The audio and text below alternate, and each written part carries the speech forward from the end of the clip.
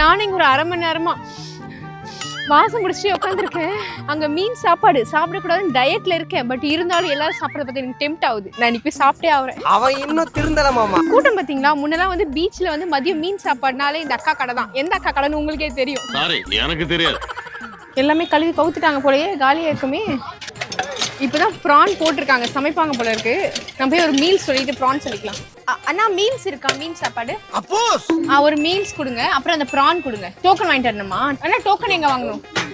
அண்ணா ஒரு மீன் சாப்பாடு, ஒரு ப்ரான் ஃப்ரை. மீன் சாப்பாடுல கூட்டு பொரியல்லாம் வருமாண்ணா? வாய்ப்பில்லை ராஜா. நான் ஒரு மீன் சாப்பாடு அப்புறம் அந்த ப்ரான் ஃப்ரை. இது மீன் சாப்பாடு 170, இது வந்து 220. கொஞ்சம் எண்ணெய் ஜாஸ்தி இருக்கு. இது கோலா மீன் சாப்பாடு வந்து 170, 2 பீஸ் கோலா வச்சிருக்காங்க. அப்புறம் வந்து 220க்கு வந்து ப்ரான். 220க்கு இது ஓகே. பட் இது கூட வந்து கொஞ்சம் பொரியல் கொடுத்துருக்கலாம். அங்க ப்ரான் ஃப்ரை நல்லா அப்படியே கமகமன்னு வறுத்துட்டு இருக்காங்களா, வாசனை இங்க வரைக்கும் வருது. மீன் சாப்பாடு சாப்பிட்டு என்ன பண்ணணும்னா வாசம் பிடிக்கணும். நல்லா வாசனையா இருக்கு. இதுல என்ன வருத்தம்னா மீன்ல தலையை காணும். எனக்கு தலையை ரொம்ப பிடிக்கும். எனக்கும் பிடிக்கும். நெக்ஸ்ட் டைம் ஒரு ரெக்வெஸ்ட், அக்கா தலையோட மீன் குழம்பு வைங்க. ஓகே. மீனை பாருங்க இப்போ. ஆஹோ, இங்க மோர் ரசம் சாம்பார் இருக்கு, வேணா ஊத்திக்கலாம். சாப்பாடு ஃபர்ஸ்ட் நல்லா மிக்ஸ் பண்ணிட்டு அந்த மீனை பூ போல புட்டு அதுக்கு மேலே வச்சு, அதுக்கு மேலே ஒரு 2 பீஸ் ப்ரான் அப்படியே தூக்கி வச்சு இப்படி எடுத்து நல்லா இருக்கு.